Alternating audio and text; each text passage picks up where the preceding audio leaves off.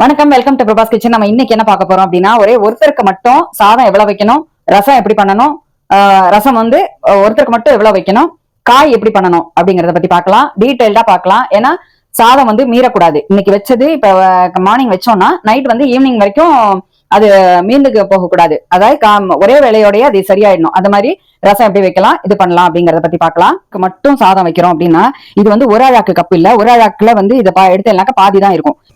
இது ஒரு அழாக்குலயே 3/4 அளவுக்கு தான் வரும். இது பார்த்தா எல்லாம் தெரியும் உங்களுக்கு. இது பாருங்க, இதுல வந்து அரை அழாக்கும் வரல, இந்த ஒரு அழாக்குல வந்து ஹாஃப் கப் கூட வரல, அதுக்கும் கம்மியா தான் இருக்கு.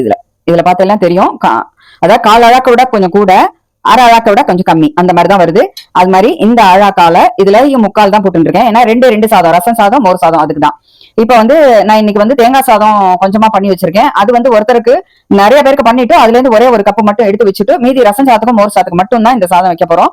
இதுல இந்த அழாக்கால முக்கால் அழாக்கு வரைக்கும் சாதம் வச்சு 2 டம்ளர் தண்ணி ஊத்தி சின்ன குக்கர்ல 4-5 விசில் விட்டு ஆஃப் பண்ணி வச்சிருக்கேன். இது சாதம் ரெடி ஆயிடுது. இப்ப அதுக்கு தகுந்தா பருப்பு ஒரே 1 டேபிள் ஸ்பூன், ரசத்துக்கு மட்டும் தான் போட போறோம், சாம்பார் கிடையாது. ரசத்துக்கு மட்டும்னா ஒரே 1 டேபிள் ஸ்பூன் அளவுக்கு இருந்தா போறோம். பருப்பு ஜாஸ்தி தேவையில்லை, பருப்பு தண்ணி தான் விட போறோம். அதனால இதை வந்து நிறைய நல்லா 2 டம்ளர் அளவுக்கு தண்ணி வச்சு நல்ல சிம்ல வச்சு ரொம்ப நேரம், அதாவது ஒரு குட்டி குக்கர் அப்படின்னா ஒரு 10-12 விசில் கூட விடலாம். நல்லாவே குழையணும், பருப்பு ஜலம் தான் வேணும். அத மாதிரி வச்சு இந்த குட்டி குக்கர்ல வச்சு வேக வச்சு எடுத்து வச்சிருக்கேன். இப்ப இது வேக வச்சு எடுத்து வச்சிருக்கேன். இந்த இதே மாதிரி இருந்தா போதும். இதை நல்லா கடைஞ்சு விட்டாக்க இதுல இன்னும் ஒரு அரை டம்ளர் தண்ணி விட்டு நல்லா மசிச்சு விட்டாக்க பருப்பு ஜலம் வந்து ரெடி ஆயிடுது. இப்ப வந்து ஒருத்தருக்கு மட்டும் ரசம் வைக்கிறது அப்படின்னாக்க இது வந்து ஒரு இலந்த பழ சைஸ் அப்படின்னு சொல்லலாம். சுண்டைக்காய்க்கும் நாகப்பழத்துக்கும் மிடில்ல ஒரு இலந்த பழ சைஸ் அளவுக்கு ஒரே ஒருத்தருக்கு மட்டும் ரசம் வைக்க போறோம். இந்த அளவுக்கு புளி வந்து இதுல நல்ல வெந்நீர்ல நினைச்சு வச்சுக்கலாம். இது புளியா நினைச்செல்லாம் இதை போல பண்ணிக்கலாம்.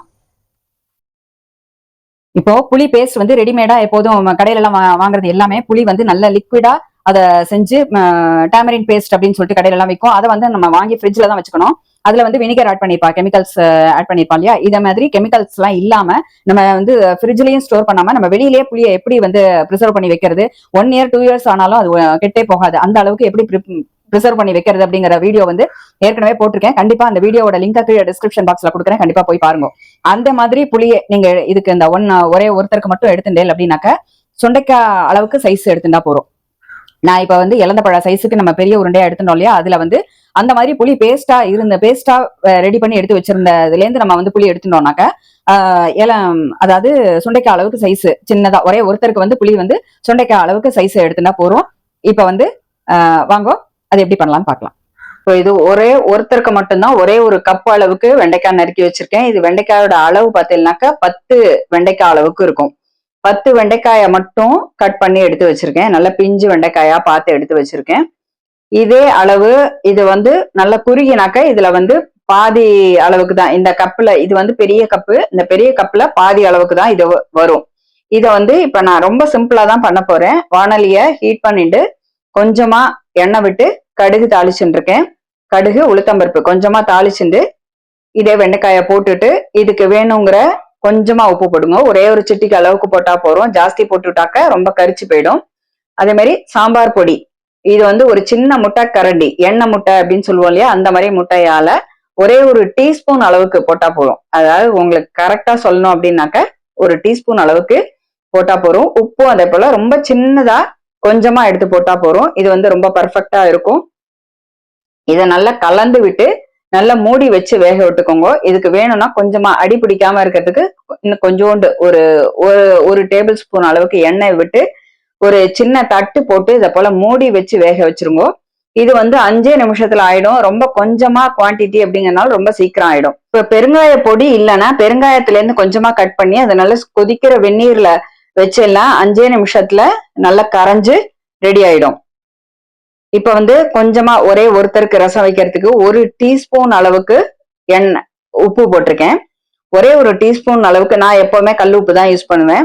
இப்ப அந்த புளி வச்சிருந்தோம் இல்லையா, ஒரு இலந்த பழ சைஸ் அளவுக்கு புளி வச்சிருந்தோம் இல்லையா, அதை கட் பண்ணி போட்டுட்டு இது வந்து நல்ல பெரிய தக்காளியா இருந்ததுன்னா பாதி தக்காளி போறோம், மீடியம் தக்காளியா இருந்தா 1 தக்காளி போட்டுக்கோங்க, ரொம்ப குட்டியா இருந்ததுன்னா 2 தக்காளி. ஏன்னா புளியோட அளவு கம்மி அப்படிங்கறதுனால கொஞ்சம் புளிப்பு வேணும் அப்படிங்கறதுனால தக்காளியோட புளிப்பும் அதுல இருக்கணும். இப்ப அடுப்பை வந்து சிம்ல வச்சுக்கோங்க. இதுக்கு தேவையான ரசப்பொடி போட்டுக்கலாம். அந்த ரசப்பொடி வந்து நான் ஏற்கனவே ஒரு வீடியோ போட்டிருக்கேன். ரசப்பொடி எப்படி செய்யணும், சாம்பார் பொடி எப்படி செய்யணும் அப்படிங்கிற வீடியோ போட்டிருக்கேன். அந்த ரசப்பொடி வந்து 1.25 டீஸ்பூன் அளவுக்கு போட்டிருக்கேன். இப்ப இது வந்து ஒருத்தருக்கு மட்டும்தான் செய்ய போறோம் அப்படிங்கறதுனால இந்த புளிக்கு, இந்த தக்காளிக்கு, இந்த ரசப்பொடி வந்து இந்த அளவுக்கு இருக்கணும். ரசப்பொடியில என்னெல்லாம் மெஷர்மெண்ட், என்ன அளவுகள் எல்லாம் போட்டிருந்தேனோ அதேபடி நீங்களும் ரசப்பொடி செஞ்சிருந்தேன்னாக்க நான் இப்ப சொல்ற உப்பு, காரம், உப்பு, காரம், புளிப்பு எல்லாமே ஈக்குவலைஸா இருக்கணும். இதே இதுல நீங்க ரசப்பொடியோட இதுல சாமான்கள் வந்து வேரியேஷன் இருந்தது அப்படின்னாக்க உங்களோட புளியோட புளிப்புக்குள்ளேயும் வேரியேஷன் இருந்ததுன்னா டேஸ்ட் வந்து மாறுறதுக்கு சான்ஸ் இருக்கு. அதனால உங்களோட புளிப்புக்கு தகுந்த மாதிரி, உங்களோட ரசப்பொடிக்கு தகுந்த மாதிரி நீங்க அளவுகளை கொஞ்சம் கூடவோ இல்ல குறைச்சோ நீங்க போட்டுக்கலாம். ஆனா சைஸ் வந்து எந்த அளவுக்கு வைக்கணும் அப்படிங்கிற மெஷர்மெண்ட் மட்டும் நீங்க இப்ப பாத்துக்கோங்க. கரெக்டா இது நல்லா புளி நல்லா வத்தணும். இது பாருங்க 5 நிமிஷத்துல ஆயிடுத்து. இது வந்து நல்லா வெந்திருக்கு.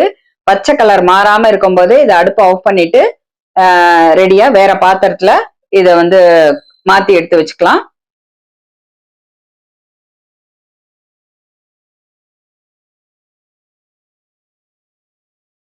இப்ப அடுத்ததா புளி பச்சை வாசனை போயாச்சு. தக்காளி எல்லாம் நன்னாவே வெந்துடுத்து. இப்ப இந்த பருப்பை வந்து நல்லா கடைஞ்சு நல்லா லிக்விட் ஆக்கிட்டு அதுல இன்னொரு 1/2 டம்ளர் வேணா தண்ணி சேர்த்துக்கோங்க. நான் தண்ணி சேர்க்காம இருக்கும்போது எந்த அளவுக்கு வருது அப்படிங்கறத ஃபர்ஸ்ட் பாத்துக்கலாம். ஃபர்ஸ்ட் ஏற்கனவே 2 டம்ளர் தண்ணி விட்டு தான் வேக வச்சிருக்கோம். இது வந்து ஒரு சின்ன கப்பால ஒரு 2-3 கரண்டி அளவுக்கு ரசம் இருக்கு. இதுல இன்னொரு 1/2 கரண்டி விட்டோம்னாக்கா ஒரு 4 கரண்டி அளவுக்கு ரசம் இருக்கும். இந்த ரசமே ஒருத்தருக்கு தாராளமா போரும். மோர்ஞ்சாத்துக்கு தொட்டுக்கிறது கூட இதே ரசமே நம்ம யூஸ் பண்ணலாம். கண்டிப்பா இதே ரசப்பொடி, இதே புளி, உப்பு, காரம் இது நான் சொன்னபடி நீங்க ப்ரொபோர்ஷன்ல செஞ்செல்லாம் ரொம்ப பர்ஃபெக்டா இருக்கும். இப்ப வாணலியில கொஞ்சமா ஒரே ஒரு டீஸ்பூன் அளவுக்கு நெய் விட்டு கடுகும் ஜீரகமும் தாளிச்சு அதோட சேர்த்து மேல கொத்தமல்லி அலங்காரத்துக்கு போட்டேன்னாக்க ரசமும் ரெடி ஆயிடும்.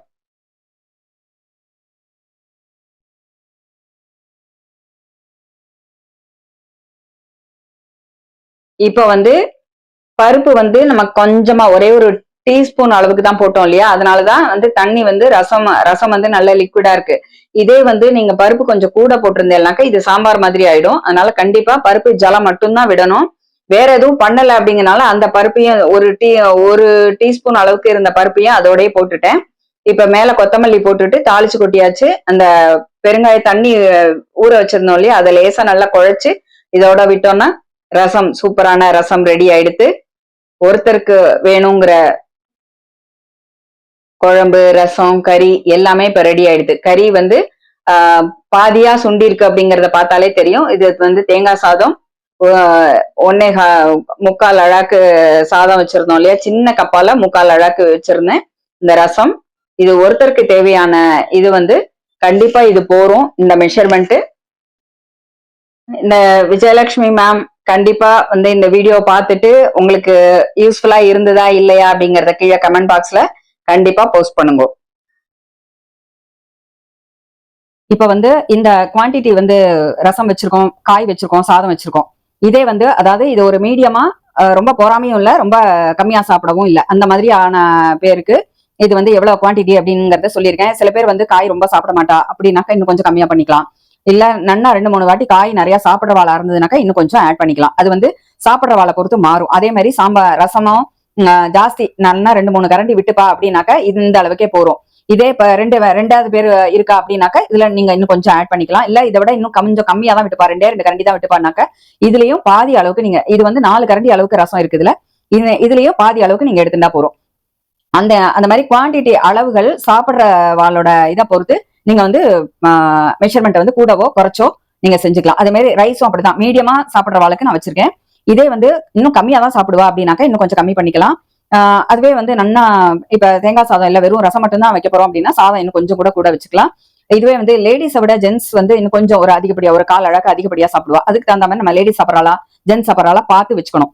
அது வந்து அவாத்து லேடிஸ்க்கு தான் கரெக்டா தெரியும். சரியா? இந்த வீடியோ உங்களுக்கு ரொம்ப பயனுள்ளதா இருக்கும் அப்படின்னு நான் நம்புறேன். இதை தவிர இது வந்து ஜூலை மாசம் ஸ்டார்ட் ஆக போகுது. அடுத்தது ஆகஸ்ட் செப்டம்பர் 2 மாசம் தான் இருக்கு. அது வந்து நவராத்திரி வருது இல்லையா, அதுக்கு வந்து கொலுபடி கவர் வந்து கஸ்டமைஸ் பண்ணி கொடுத்துருக்கேன்.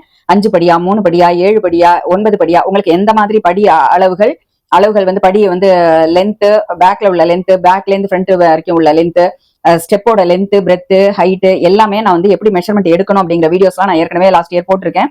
அந்த வீடியோட லிங்க் கீழே டிஸ்கிரிப்ஷன் பாக்ஸ்ல கொடுக்குறேன். கண்டிப்பா அந்த வீடியோவையும் போய் பார்த்துட்டு உங்களுக்கு நீங்க யாராவது இருந்தானாக்கா கீழே இறக்கி தர சொல்லி அது என்ன மெஷர்மெண்ட் அப்படின்னு சொல்லிட்டு இப்பவே எனக்கு கொடுத்து கஸ்டமைஸ் பண்ணிட்டாக்கா பார்டர் எல்லாம் நீங்க உங்களுக்கு வேணும் இல்ல கலர் கான்ட்ராஸ்ட் கொடுக்கணும் அப்படின்னாலாம் ஸ்டிச் பண்ணணும் அப்படின்னா இப்ப இந்த மாசம் ஜூலை ஆகஸ்ட் வரைக்கும் நம்ம தைக்கலாம். கண்டிப்பா செப்டம்பர்ல லாஸ்ட் மினிட்ல வந்து இந்த மாதிரி எனக்கு கஸ்டமைஸ் பண்ணி கொடுங்க. லாஸ்ட் மினிட்லனாக்கா வெறும் ஜென்ரலா இது மட்டும் தான் பண்ணி தர முடியும். உங்களுக்கு பார்டர்லாம் வேணும்னாக்க நீங்க வந்து நீங்களே எனக்கு வாங்கி மெட்டீரியல் வந்து காடா கிளாத் ஓகே அப்படின்னாக்க நாங்களே ஸ்டிச் பண்ணி கொடுத்துருவோம். அதே இது காடா கிளாத் இல்லாம நீங்க வேற ஏதாவது மெட்டீரியல் வேணும் அப்படின்னாக்க வேற ஏதாவது பார்டர் வேணும் அப்படின்னாலும் உங்களோட சைஸை சொன்னேன்னா அதுக்கு தகுந்தது என்னென்ன அளவு மீட்டர்ஸ் எப்படி வேணும், பார்டர் எவ்வளவு மீட்டர் வேணும், இது எவ்வளவு துணி கிளாத் வந்து எந்த அளவுக்கு வேணும் அப்படிங்கறத நான் உங்களுக்கு மெஷர்மெண்ட்ல இப்பவே கொடுத்துருவேன். கொடுத்துட்டேன்னாக்க நீங்க வாங்கி எனக்கு கொரியர் பண்ணிட்டேன்னா ஸ்டிச் பண்ணி வாங்கிக்கலாம். இது முன்னாடியே கொடுத்தா மட்டும்தான் இது பண்ண முடியும். இந்த 1 மந்த் ஜூலை மாசம் மட்டும்தான் இந்த மாதிரி கஸ்டமைஸ் பண்ணி தரணும். இது ரொம்ப லேட்டா கொடுத்தா ஆகஸ்ட் செப்டம்பர்ல லாஸ்ட் மினிட்ல கொடுத்தாங்க வெறும்னா காடா கிளாத்ல ஸ்டிச் பண்ணி மட்டும் தான் தர முடியும். நீங்களும் உங்களோட குலுப்படியை கீழே இறக்கி உங்களோட சைஸ் என்ன அப்படிங்கறத கீழே எனக்கு மென்ஷன் பண்ணி 9566156431 இந்த நம்பருக்கு கான்டாக்ட் பண்ணி மற்ற டீடைல்ஸ் கேட்டுக்கலாம். மீண்டும் அடுத்த வீடியோல புது டிப்ஸோட சந்திக்கலாம். வணக்கம்.